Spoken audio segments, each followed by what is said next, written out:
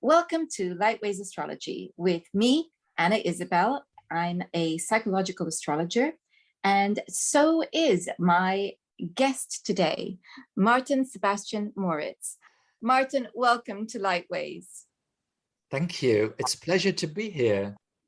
Now, you've written a wonderful book. It's called Pandora's Box, and it's all about the eighth house.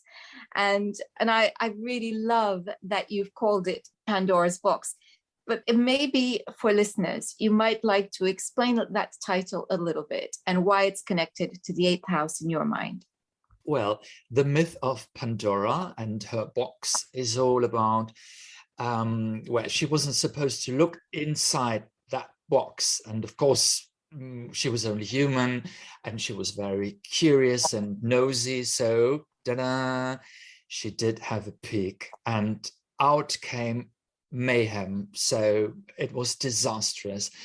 And what came out of the box was everything you would presume as evil and disastrous and painful, but also at the very, very bottom was this teensy weensy little dot left, and that was hope.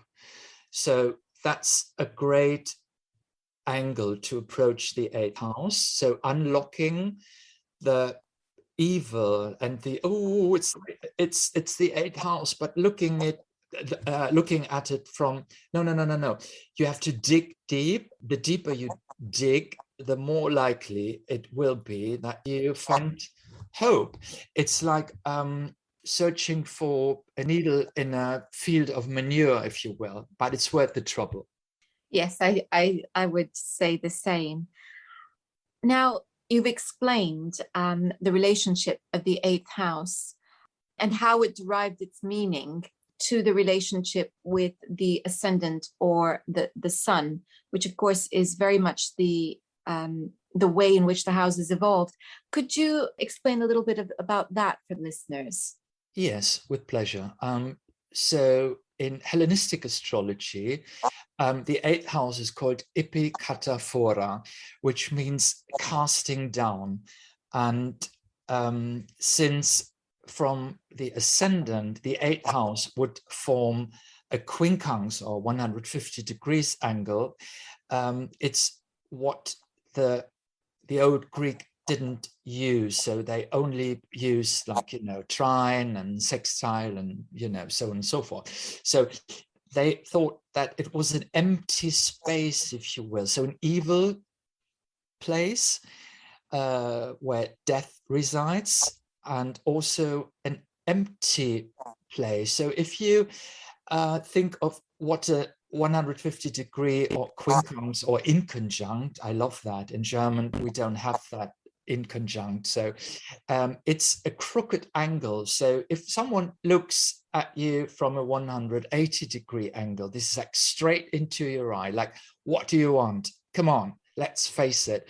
Whereas from a 150 degree, it's crooked, it's uncomfortable. So you have to turn your head, you have to twist, and you feel like something's odd, like you're wearing glasses and there are dots and scratches, and you feel very uncomfortable and you want to get it straight, but you can't. So you have to make an effort to deal with 150 degree angle. Does that make sense to you? Oh, absolutely. I was just thinking about, how peripheral vision, we catch things from the side, mm-hmm. and we're not quite sure what it is. And we turn and it's either still there or it's gone.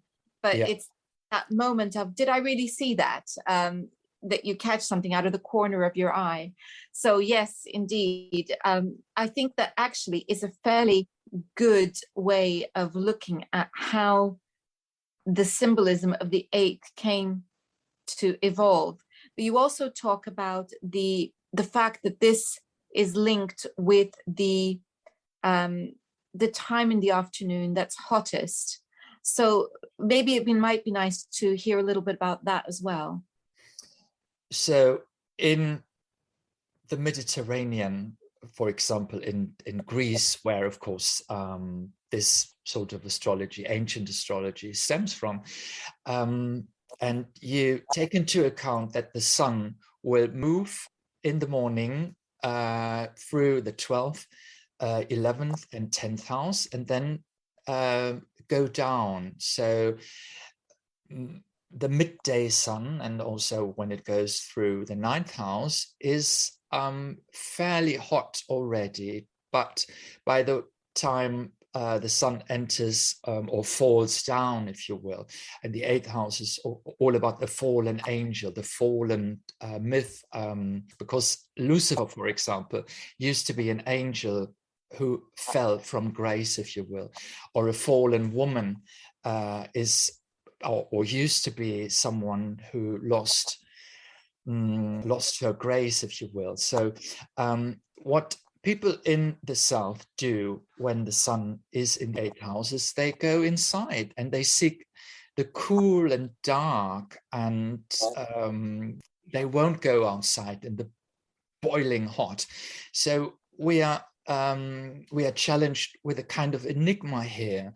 Although the 8th house is supposedly very dark and hidden, on the other hand, it's so bright that you have to shield your eyes, because otherwise you would become blind. So, and that's the fascinating thing, because the 8th house is fixed water. So it's about a Plutonic Scorpio sort of touch to it, and it's all about extreme. And of course, if we dig deeper into that, we have to come to terms with the fact that where there is light, there is shadow, and vice versa. So that's an interesting angle to approach the 8th house. So step one, it's very, very contradictory. It's not an easy house to grasp, and it doesn't do it justice to just say, okay, it's the values of others, it's about crises, it's about death. It's so much more. And that's why I became myself entangled with that. And I wanted to disentangle all the many myths and all the many riddles about the 8th house. I wanted to say, let's walk around the block as often times as it takes until I myself am able to grasp what it's all about. Because many of my students approach me with like, oh, Martin, I have a placement in the 8th house, or I have a transit going to the 8th house. And they look at me in sheer horror. And all I can do is, okay, relax. You're not going to die. And crises in psychological astrology, of course, are gateways to find ourselves, albeit in a painful way. I was just thinking about the analogy as regards, the time of day and wanting to be in the shade, get away from the sun. And I think it's also very apt, because this is the house where we put all the things we want to hide. We don't want them out in the light. We don't want everybody to see our deepest, darkest secrets. So this is, perhaps our very own Pandora's box, where we're hiding away all the things that we don't want to come into the light. And yet it's precisely by bringing things out into the light that we find a little bit at the bottom of the box called hope. Yes, to be sure. And to stick with that light thingy, I think sometimes a candle might suffice. So you don't need bright, sunshine. And since the 8th house is also where intimacy happens. So if you look at the 8th house from the 2nd house, the 2nd house, for example, is my own self-worth. It's my own properties.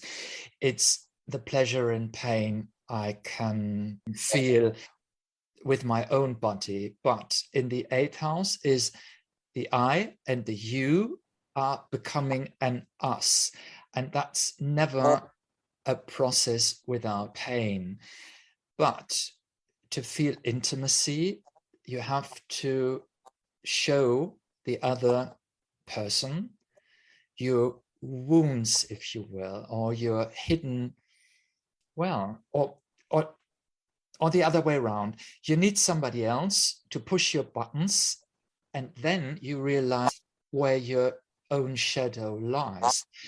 And that's, of course, a mixed feeling, because the eighth house is often where pleasure and pain mingles. And that's very therapeutic, because many people think that feelings are, okay, so I'm happy, I'm sad, I'm angry, while in reality, and that's how you come to terms, for example, if you undergo therapy, that feelings can be messy, can be contradictory, and can be entangled. And to be able to disentangle bit by bit, often by shedding some light into your own relationship and why you attracted that other person and vice versa.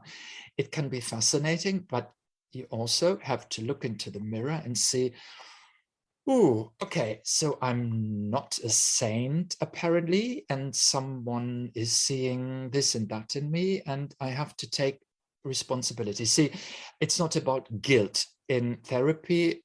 It's all about taking responsibility. I don't like this guilt and shaming concept, but this is what is very, very common. We do feel guilty. We do feel shameful about what we long to see in other people. And of course,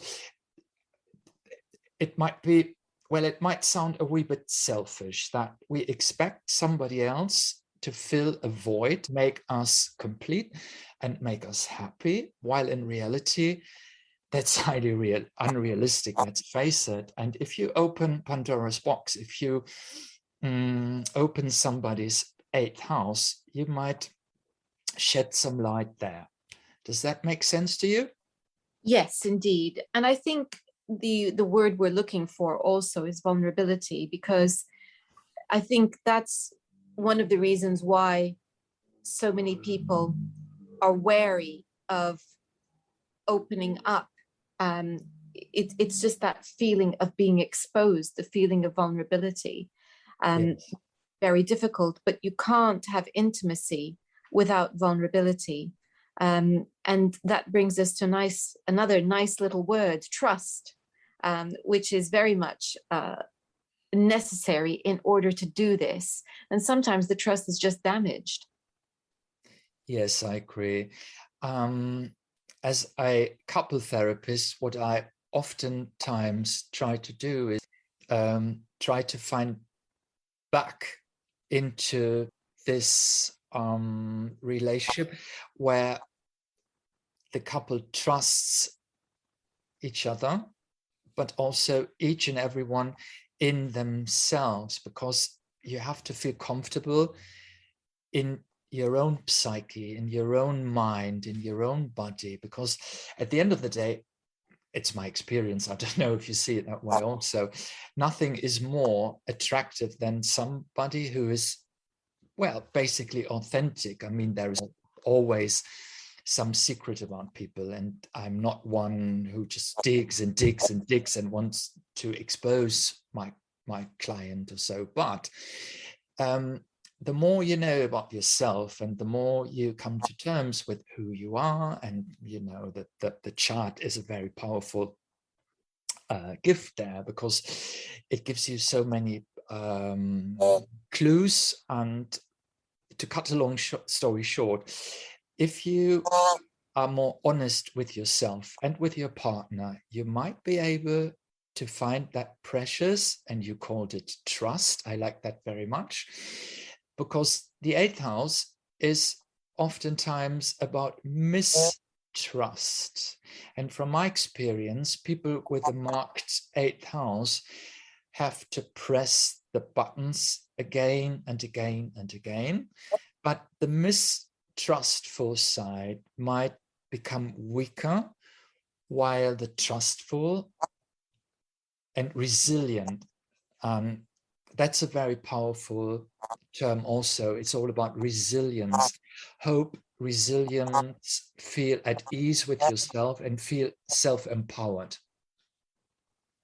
And ultimately, what this brings us to is the beautiful symbol of the phoenix rising out of the ashes, because the aim, once you allow the light in, and once you have begun that process of transformation, what you have is the ability, or the promise, this is the hope that's inherent, is that you come out and you are risen, that you've shed all of the darkness and you're ready now to be a being of light.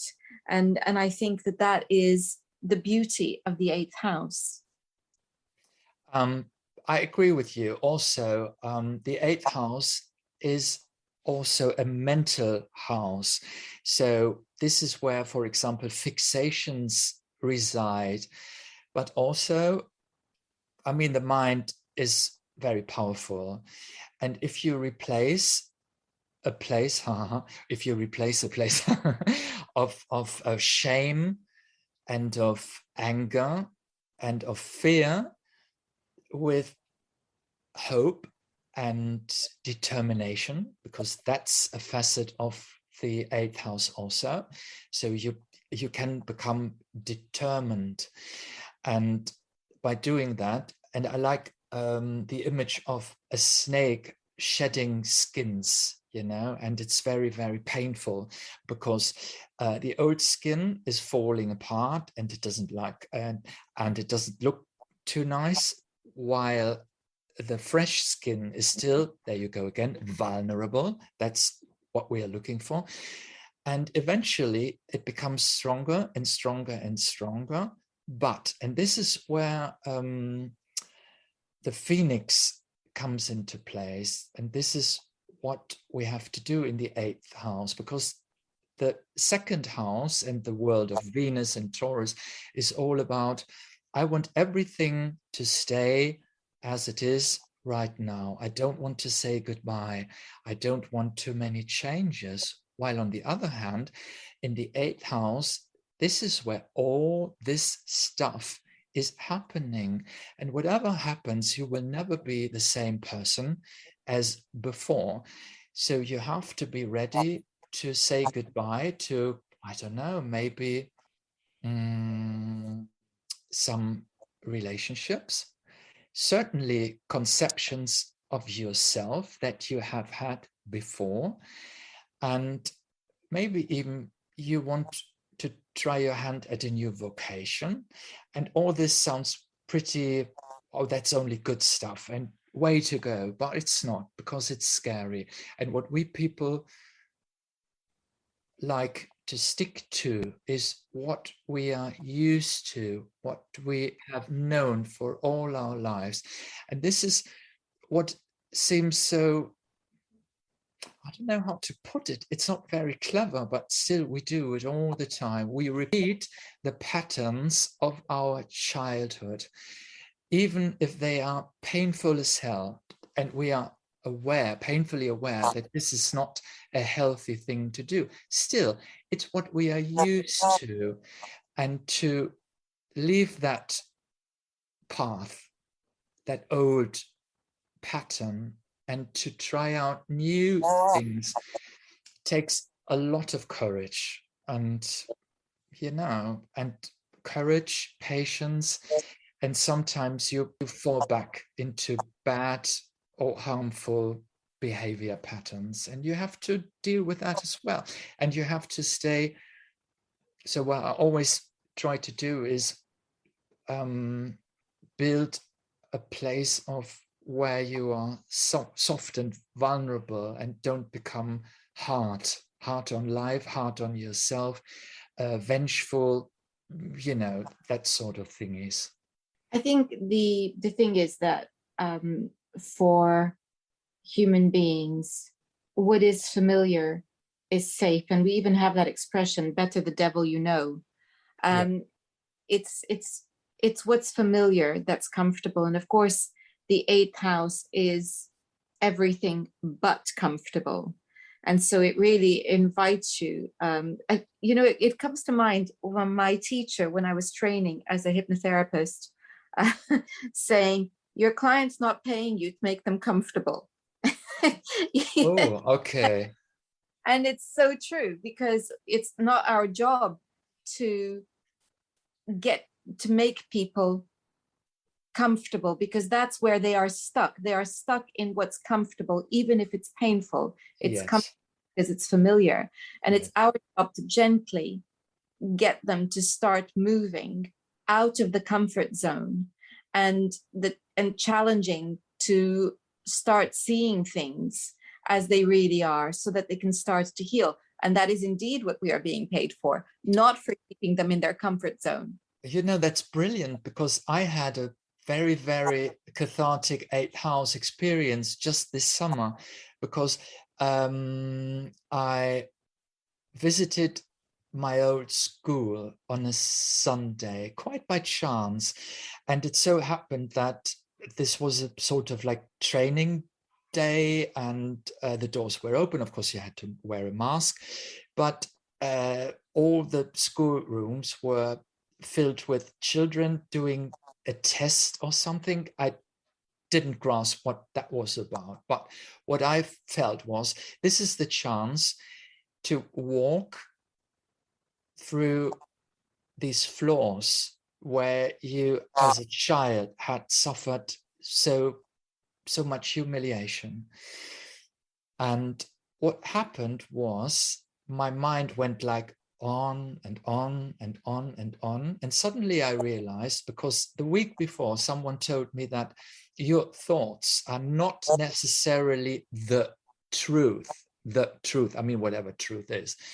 And what happened with me was it really that painful? And I realized some of it was painful, but some of it was fun. And I always had friends. I always felt loved and liked.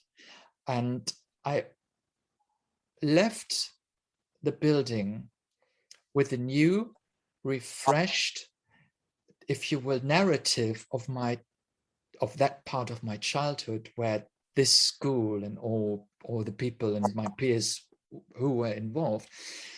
And I gained a new, more complex narrative, which was, some of it was bad, some of it was good, but I can't claim anymore that I had a purely miserable childhood. That's just not true. And since I don't follow that narrative anymore, I have a fresher grasp on my adult self, is sorry, if you will, because the adult self is based on, you know, the child who you once were and who you, of course, still are deep inside of you. I love that. I absolutely love that. That's such a lovely example of, I mean, and this was, you didn't do it in your mind, you did it physically. You went actually physically back to the place. Yes. And being there as an adult, you were able to reassess it, because the only experience you had of that place was of your experience as a child. And I think that it's part of our survival mechanism that we remember the stuff that hurts. Unfortunately, when we only remember the stuff that hurts, it's a narrative which is somewhat distorted, because it's the filter of pain that we're seeing everything through, or potential pain. And that's definitely 8th house stuff, isn't it? You know, the funny thing is, pain can be pretty reassuring. You can build a whole identity on pain and being a victim, because being the victim is the most powerful role in society, isn't it? And if you take away that, well, I have a license to, well, I don't want to say moan because it doesn't do justice, but this license to feel bad about myself and woe is me. And if you undergo a successful therapy of whichever sort, I don't know, you hopefully end up with, you know what, I'm not a victim. I carry a lot of responsibility, but first of all, I am responsible for the choices I make, the people I fall in love to, and so on and so forth. So it's about reframing, and it's about, so I come from a psychodrama angle, I think I told you. And in psychodrama, you, for example, work with inner voices, and one inner voice might be the inner child and one other voice. So astrological speaking, we would say one is the moon and one is maybe the Saturn. And hopefully you end up with the adult part of yourself, taking the inner child or the moon inside of you on your lap and reassuring it, because that's what parents do with their children. They say, come on, sit on my lap. What's troubling you? Are you scared? Are you lonely? And you want to get the feeling what's bothering your child, and you want to reassure the child. And on the one hand, you don't want to paint it to pink, like nothing will ever harm you, I'll always be there for you, because that's not true. But if you instill in your child, and this is true for, you know, having children and dealing with your inner child as well, it's like bad things will happen, but I'm sure you will learn to deal with it. It's not the end of the world. And that's pretty therapeutic and pretty cathartic also. So once you go deep down and feel the shame, because in the therapeutic process, shame is oftentimes the deepest hidden. So harking back on Pandora's box, it's hidden deep, deep down. And once you experience that, you feel depressed, you feel lonely, you feel desperate, but then it'll go away again. And once you come to terms with that, you get a more colorful repertoire, if you will, of feelings, and you can deal with dark days as well as more cheerful days, because you know there are all your ingredients, which, and now it comes again, the 8th house stuff, more authentic. Because from my experience, nothing is more endearing than someone who knows about him or herself, and on the one hand doesn't take him or herself too seriously, and on the other hand does have a certain depth. And I find that irresistible. There's quite a lot there in what you've just said. And I think I just want to go back to what you were talking about, being trapped in victimhood.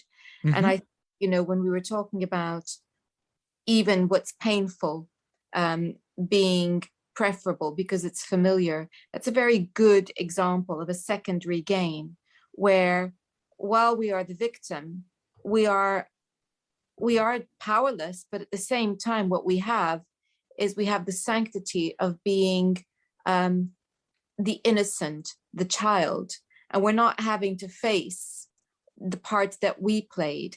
And I think it's tough talk in a sense, because nobody, you know, wants to say that we're condoning, well, in fact, we're not saying that we're condoning abuse, but it's about getting the person to see how they can step out of that role of victim by saying, I can do things differently. I can do things so that nobody's going to take advantage of me again. Nobody's going to abuse me again. Whereas very often what happens is when we're trapped in this feeling of victimhood, we get a lot of sympathy, which feels really nice. Also, yes. Mm-hmm. But we're also incredibly vulnerable to being victimized again and again and again. And that's the real problem. And you only need to look at studies that show time and again that children who are bullied in school go on to be bullied in the workplace. Well, the most empowering thing we can do for children who are being bullied is empower them and help them to step out of victimhood so that they can feel strong. And that's a very hard thing to get people to understand, because our natural instinct is to want to rescue and protect. But that we have to do more than that. We have to empower too. Yes, I'm all about that. Absolutely, couldn't agree more. And I think what's happening in the world at large is a phenomenon which I experience as people coming to the fore with their vulnerability, with their flaws, and encouraging other people not to be ashamed, but instead to self-empower and feel that it's not so to feel that you are flawed, which is a very powerful image, I think, to be flawed or to be weak. I often have that when I'm working with men. It's all about coming to terms with your weaker sides, because at the end of the day, the more you embrace your weakness, the more powerful you become, because it's so endearing. And so I often give the following example. The more authentic you become, the more open you are, the more open you become for reassurance, sympathy, love, and so on and so forth, but also become more susceptible for rejection, shaming, And if from, let's say, 10 encounters, 8 are pleasurable and 2 are painful, I think that's much more preferable to having 10 pretty lame encounters with no depth at all. But the more authentic you become, there is always this tiny little risk that you will not get positive response from everybody, because the 8th house is also about polarizing. Not everybody can like you. Liking is not an 8th house issue. In the 8th house, you either love someone or hate someone. I mean, this is pretty strong, but let's take it down a couple of notches and say like and dislike, But that's the price you have to pay. And also this image about the ferryman bringing the souls into the underworld, and you have to pay the ferryman. And the ferryman can be an image of the therapists, and it can also be an image of your own inner ferryman.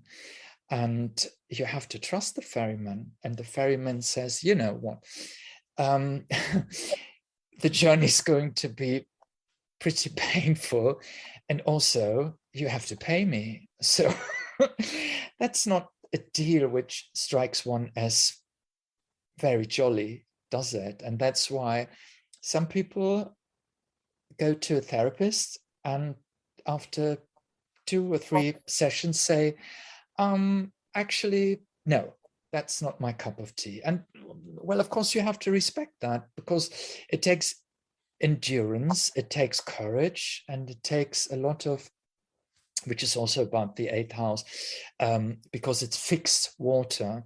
So something might sit inside of you, very, very frustrating this can be.